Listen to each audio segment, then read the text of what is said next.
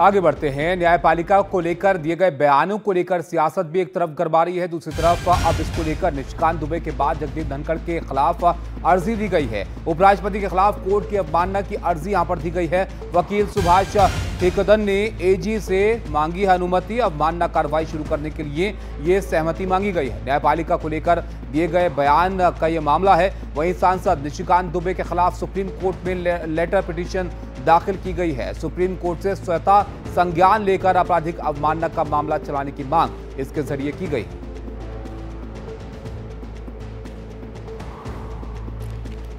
आशीष भार्गव हमारे साथ है। आशीष, अब इस पर किस तरह की कार्रवाई हो सकती है? सबसे बड़ी बात यह है कि जो रूल है वो ये कहते हैं नियम कि अगर सुप्रीम कोर्ट में कोई याचिका दाखिल करता है अवमानना की तो पहले अटॉर्नी जनरल की सहमति लेनी होगी।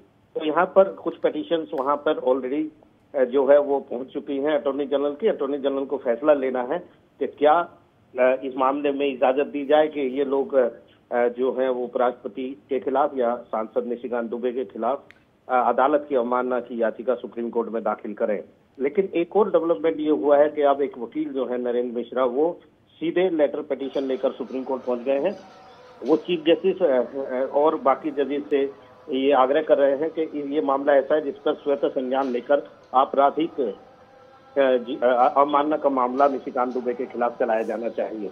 तो निश्चित तौर पर अब देखना ये होगा कि किस तरीके से ये कार्रवाई जो है वो आगे बढ़ती है। क्या अटॉर्नी जनरल परमिशन देते हैं, सहमति देते हैं कि ये लोग इनके खिलाफ जो है वो अवमानना की कार्रवाई की जाए या नहीं की जाए। जी बहुत शुक्रिया आशीष आपका सब जानकारी के लिए। तो अब यहाँ पर ये मामला आगे बढ़ा। अब देखना होगा कि अटॉर्नी जनरल इस पर क्या निर्णय यहाँ पर लेते हैं और ये जो बयान दिए गए थे उसको लेकर ये शिकायतें यहाँ पर हैं, जिसमें सुप्रीम कोर्ट से स्वतः संज्ञान लेकर आपराधिक अवमानना का मामला चलाने की भी मांग की गई है।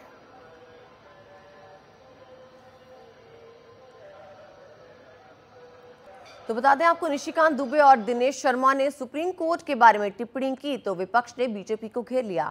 हालांकि बीजेपी ने दोनों सांसदों से किनारा कर लिया है, लेकिन मामले ने सियासी तूल पकड़ लिया है। देखिए पूरी रिपोर्ट।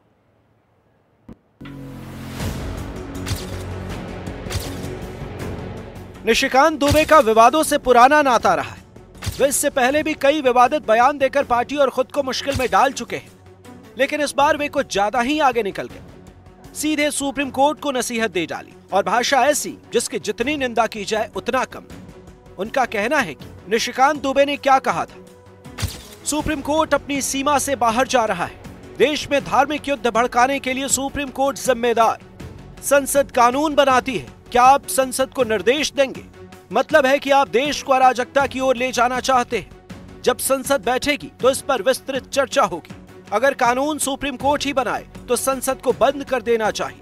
भारत के मुख्य न्यायाधीश की नियुक्ति राष्ट्रपति करते हैं। ऐसे में सीजेआई अपॉइंटिंग अथॉरिटी को निर्देश कैसे दे सकते हैं? सुप्रीम कोर्ट के खिलाफ विवादित बयान उत्तर प्रदेश के पूर्व डिप्टी सीएम दिनेश शर्मा ने भी दिए। दोनों के बयान से किनारा करने के लिए बीजेपी अध्यक्ष जेपी नड्डा को सामने आना पड़ा। उन्होंने सोशल मीडिया पर लिखा कि निशिकांत दुबे, दिनेश शर्मा के बयान से बीजेपी का लेना देना नहीं। न्यायपालिका पर दिया गया बयान उनका व्यक्तिगत है। बीजेपी कभी ऐसे बयानों का समर्थन नहीं करती, खारिज करती है। भारतीय जनता पार्टी ने सदैव ही न्यायपालिका का सम्मान किया है। न्यायपालिका के आदेशों और सुझावों को सहज से स्वीकार किया है। देश की सभी अदालतें हमारे लोकतंत्र का अभिन्न अंग है। न्यायपालिका संविधान के संरक्षण का मजबूत आधार स्तंभ है। मैंने इन दोनों को और सभी को ऐसे बयान न देने के लिए निर्देशित किया है। पार्टी जितनी भी सफाई दे, विपक्ष के हाथ बड़ा मौका लगा है।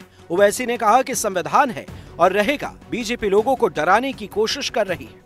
तुम्हारे दिमाग में एक ही बात बैठा हुआ है, नहीं मोदी है तो खुदा है। अरे खुदा था, है और रहेगा उसी का नाम।